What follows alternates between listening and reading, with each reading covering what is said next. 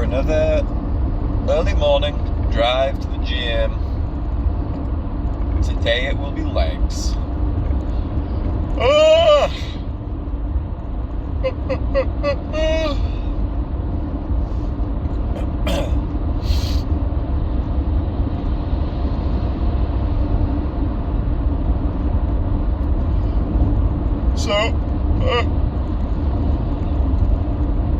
If you're watching this and you like, let's say that you're quite young and you are thinking about getting your first car or something like that, this is something I can always harp on about.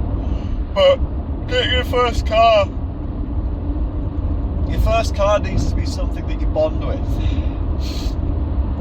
I think for most men, your first car needs to be something that gets you into cars in a funny way. I mean, don't get me wrong, maybe you've got to buy the cheapest car possible to tax and insure and run just whilst you pass your test. Because here in the UK, insurance on cars is state-sponsored robbery. It's very, very nice, don't get me wrong, that to buy an old car here is extremely cheap. From what I understand, we're one of the cheapest places in the world. I know that in America, I was watching a Donut Media video not too long ago, maybe a couple of weeks, and they're like modifying, first project car, and they're modifying a Golf. I think he said he picked it up for $3,000, and I think that the way that he said it was a bit of a triumph. Those sorts of, I know it's dollars to pounds, but there's not a massive difference. Those sort of Golfs go for $1,000 where I come from, maybe less as well. And if you don't want to go for like a desirable one that already has a cult following and people have been modifying for ages, like a VW Golf, especially with a 1.9 TDI 130, what you bought off Facebook Marketplace, the man said it had 150 head bolts and a remap, you gotta have it. If you don't buy one of those and you actually go for like an older Corsa, or if you go for like, a lot of the stuff that was just traffic back then, Renault Clios, that's what I passed my testing. If you just buy something that is cheap, you can pick up cars for like 600 quid and it will run for a year. If you've got family members that are like, okay with just giving you their cheap runabout and things like that as well, bite their fucking hand off as well. Bite their hand off. I suppose I did make this channel about money, so this should for once be a video about money and not politics or being a man. Oh, I fucking took a man to wake up at 5:45 this morning. I was a crazy dream. Brilliant dream, actually. It was almost like a soap opera about an old couple trying to they were basically redoing their wedding vows, and they were getting dressed up all nicely and everything like that, but they have arthritis. They were trying to, put makeup on and do their skin and everything like that, to make them look as young as possible, but they still couldn't make it up the stairs at their own house. It's probably quite an Oscar-winning dream, really. So for your first car, yeah, all right, you pass in a hand-me-down Citroen C3. Awesome. Now that car you want to run until the wheels fall off. And I don't mean neglect it. I mean wash it, service it yourself, learn how to service something, learn how to change brake pads, all that good shit. Just do that on the mega cheap car. Whenever that dies, and if it never dies, like, holy shit, nice one, you've just unlocked a free car for your life. I mean, it will start to maybe get a bit old if you've got quite a few kids, but just run that thing around until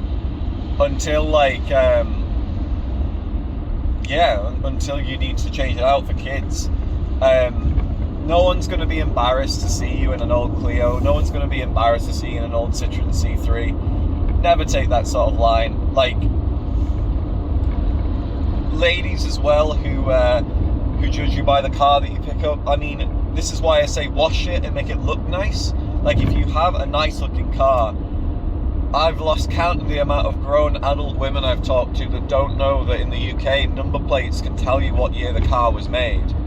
There's a couple of guys that I've spoken to as well that don't know that, but that's quite rare.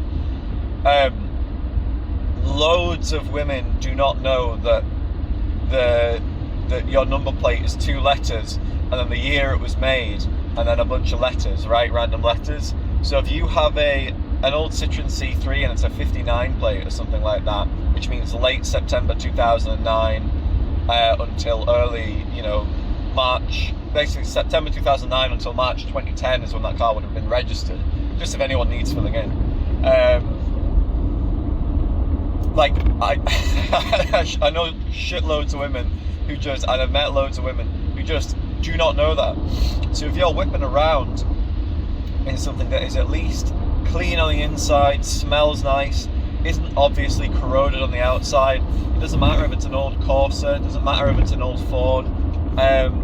Yes, cars can, get a little bit dated as time goes on, but those are cracking little vehicles, and you really shouldn't rush to get out of them, especially into the cars that are now going out these days. Now, I know I'm a car salesman, right? So I'm certainly not going to be putting myself out of a job by, people who come into the dealership that I work at, me telling them, yeah, don't buy a car from me. You never want to buy a car. They're either going to buy a car from someone else in there, or they're going to buy a car from another brand across the road who, and this is my contention, are going to sell them virtually the same car. Cars are pretty much all the same now. So take care of your first car. If it's free, if it costs you, not a lot of money, you buy it off a well-meaning family member who gives it to you for half of what it's worth, all this good stuff, right? When you do that, you basically get a little bit of an heirloom. And now, yes, it's an heirloom with an expiration date, but it is a little bit of a family heirloom. It's something that's been passed down for you to care for. So do not neglect it. Wash it, learn how to do the basic stuff like oil change, filter change. If it's a petrol, how to change spark plugs, although I've never really come up against that. Checking your brake, checking your levels and stuff like that, replacing your pollen filter so your car doesn't smell. If your car smells, maybe start with that very little cheap bit of kit. Excuse me. You have to forgive me, guys, though. With this new workout, I'm waking up and immediately drinking 2 litres of water, so it does make me hiccup. Get into that first car that you have. Just love it that way. Now, when it dies, you probably want to start looking at something that. So I buy my cars, and I help my wife buy cars with a 10-year, with basically an eye to this either, runs and we sell it for basically what we got it for, in which case, what does it matter? Or this is going to be us for 10 years. Now, pretty much every car that I've privately owned, obviously I can't do this in company demonstrating, I guess I technically can. Pretty much every car that I privately owned, I've sold for profit. Pretty much. There's 1 or 2 that I know I didn't. And actually, I think I remember in a video that I was talking about when I used to sell cars as a job. I was trying to just do them by the side of the road, basically. When I did that, there was maybe 1 or 2 that I lost money on. But as is the way of business, I've had roughly 30-ish cars, and I've pretty much made money on all of them. Not huge amounts of money either. But you're talking about, I'm talking about buying a Toyota Celica for $1,000. That was my first, enthusiast car, actually. I passed my test in a Renault Clio. Now, to be fair, this is advice I wish I'd given myself, because I should, this is what I like to do. I will be giving you guys advice that sometimes I wish that I'd taken myself. But I passed my test in a Renault Clio. It's a 1.2 non-turbo petrol. Not the most efficient, certainly not very fast. Would have looked a lot nicer if I kept up with its maintenance. With like cleaning it and stuff like that. But I got into the auto board on 4chan, convinced myself I needed a Toyota Celica. But to be fair, found one for $1,000 and drove that, and that was a really, really good car. I had that car, I think, for a year before. No, I had that car for a year, and then I started getting into basically selling my car for pretty much what I bought it for. Because when you start buying cars for like $1,000, there's not really any depreciation. You buy a car for £1,000, like it can't really depreciate. You go and clean it when it comes time to sell it.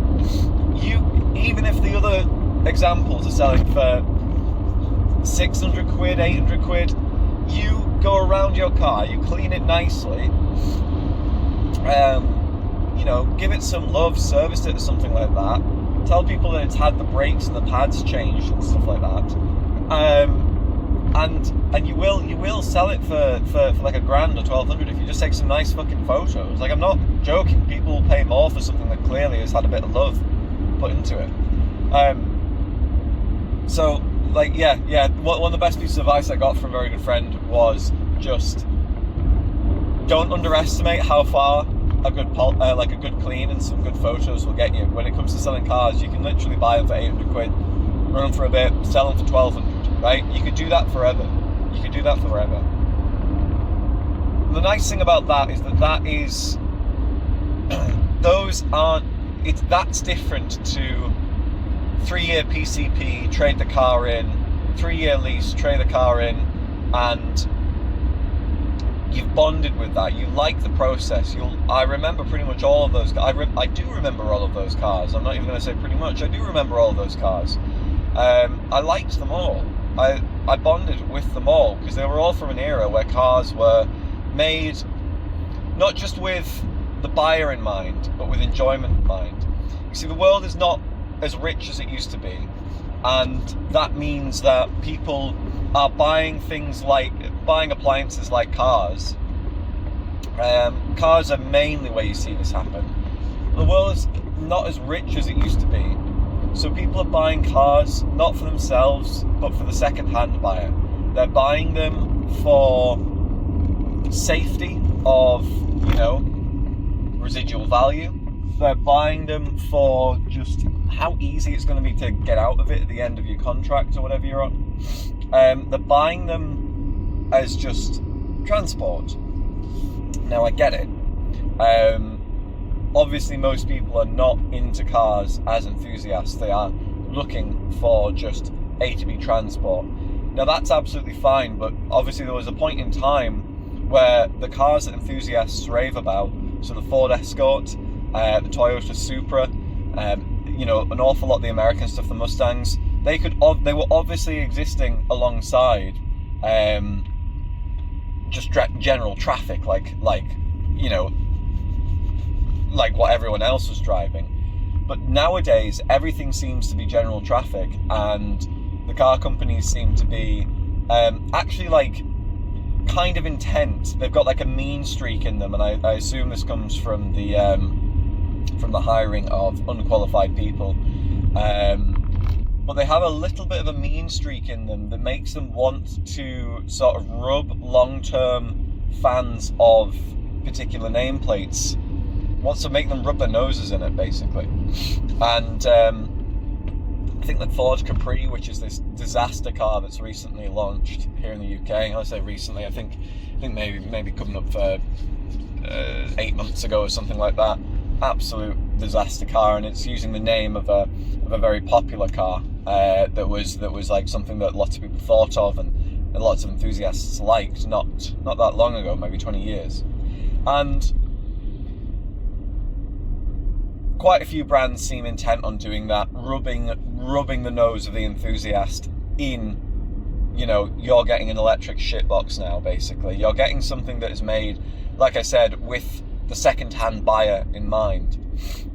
There's a lot of this happens basically when people aren't as rich. This happens when shrinkflation causes people to think about money in everything, and the monotonous colours of cars right now, the constant greys, silvers, blacks and whites that are just unoffensive and easy to sell, are a result of this. You're losing the colour out of the world because people can't afford to think about anything but the second-hand buyer in the terms of cars.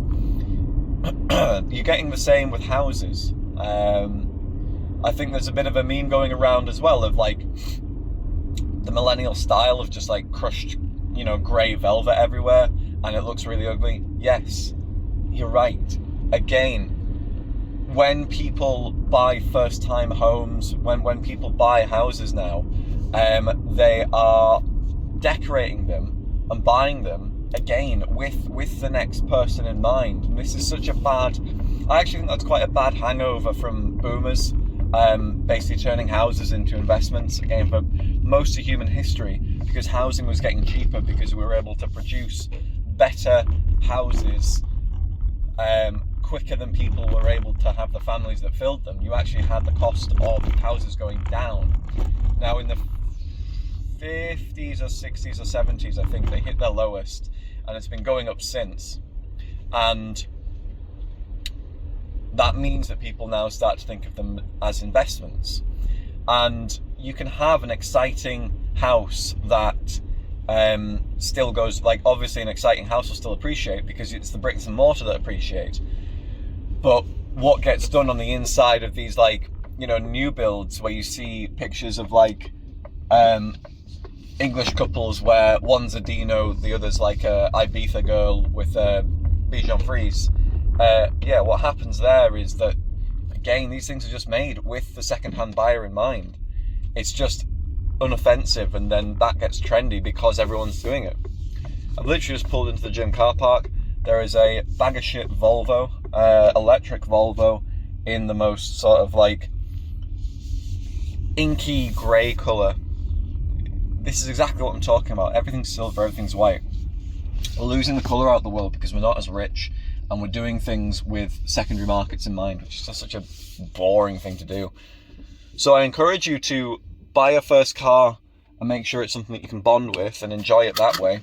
And I encourage you to put a bit of colour into it. Get something that's a different colour. Old men used to buy cars that were weird colours. If you like Lexuses or something like that, go and buy an old LS400 or a GS300 in that maroon, like mauvey purple.